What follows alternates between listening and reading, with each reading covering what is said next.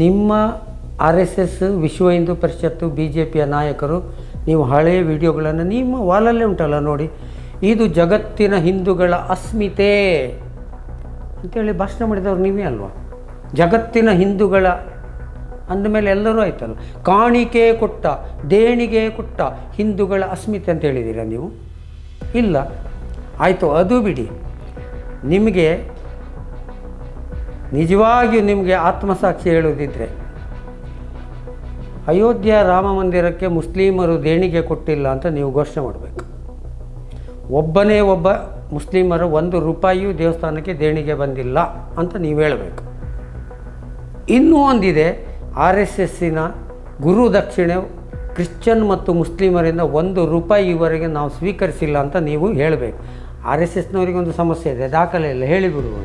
ಅವರು ಒಳ್ಳೆಯ ಸ್ಥಾನದಲ್ಲಿ ನಿಂತು ಪವಿತ್ರ ಕ್ಷೇತ್ರದಲ್ಲಿ ನಿಂತು ಪಬ್ಲಿಕ್ಕಾಗಿ ಹೇಳಬೇಕು, ನಾವು ಗುರುದಕ್ಷಿಣೆ ಅಥವಾ ABVP BMS ವಿಶ್ವ ಹಿಂದೂ ಪರಿಷತ್ ಬಜರಂಗದಳವರು ಮುಸ್ಲಿಮ್ ಮತ್ತು ಕ್ರಿಶ್ಚಿಯನ್ನರಿಂದ ದೇಣಿಗೆ ನಾವು 1 ರೂಪಾಯಿ ತೊಗೊಂಡಿಲ್ಲ ದೇವರೇ ಅಂತೇಳಿ ದೇವರ ಎದುರಿಗೆ ಹೇಳಬೇಕು. ತಾಕತ್ತುಂಟ ನಿಮಗೆ? ನೋಡಿ, ಪ್ರಧಾನಮಂತ್ರಿ ಉದ್ಘಾಟನೆ ಮಾಡಿದ 100 ವರ್ಷಗಳಿಂದ ಹೋರಾಟ ಮಾಡಿಕೊಂಡು ಬಂದು ಸುಪ್ರೀಂ ಕೋರ್ಟು ಪ್ರವೇಶ ಮಾಡಿ, 100 ಕ್ಷಮಿಸಿ 1000 ವರ್ಷಗಳಿಂದ ಹೋರಾಟ ಮಾಡಿಕೊಂಡು ಬಂದು ಆದ ಟೆಂಪಲ್ ಅದು. ಈಗ ನನಗೆ ನೀವು ಕೇಳ್ತೀರಿ ಈ ಕಾಮೆಂಟ್ಸ್ ಬಾಕ್ಸಲ್ಲಿ, ನೀನು ಯಾರ? ಅವರಿಗೆ ನಾನು ಅವ್ರಿಗೆ ನಮ್ಮ ವಿಡಿಯೋ ನೋಡಿ ಕಾಮೆಂಟ್ ಪೂರ ಕೇಳೋದಿಲ್ಲ ಅವರು, ಆದರೂ ಹೇಳಿಬಿಡುವ. ನಾನು ಕೂಡ ಇಟ್ಟಿಗೆ ಹಿಡ್ಕೊಂಡು ಜಾಗಟೆ ಬಿಡ್ಕೊಂಡು ಶಂಕ ಊದಿಕೊಂಡು ಕಲೆಕ್ಷನ್ ಮಾಡಿದವನೇ. ನನ್ನದು 1 ಕಾಲು ರೂಪಾಯಿ, ಆಗ 1 ಕಾಲು ರೂಪಾಯಿ ಕೊಡಬೇಕು ಅಂತಿತ್ತು ಮಿನಿಮಮ್. ಅದನ್ನು ನಾವು ಕೊಟ್ಟಿದ್ದೇವಲ್ಲ.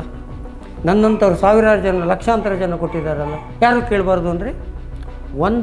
ಏನೋ 1 ಲಕ್ಷ ಅಥವಾ 10-20 ಸಾವಿರ ಯಾರೋ 1-2 ಜನ ತೆಗೆದಿದ್ದಾರೆ, ಇಟ್ಸ್ ನಾಟ್ ಇಶ್ಯೂ. ಅದು ಎಲ್ಲ ಕಡೆ ಆಗ್ತದೆ. ಇದು ಹಾಗೆ ಅಲ್ಲ ರೀ, 100 ಕೋಟಿ ಬೆಳ್ಳಿಯ ಕೆ ಜಿ ಬೆಳ್ಳಿಯ ಗಟ್ಟಿಯೇ ಹೋಗಿದೆ, ಚಿನ್ನವೇ ಹೋಗಿದೆ ಅಂದರೆ ಅದನ್ನು ಯಾರೂ ಮಾತಾಡಬಾರ್ದಂತೆ, ಯಾರೂ ಕೇಳಬಾರ್ದಂತೆ. ಆಹಾ,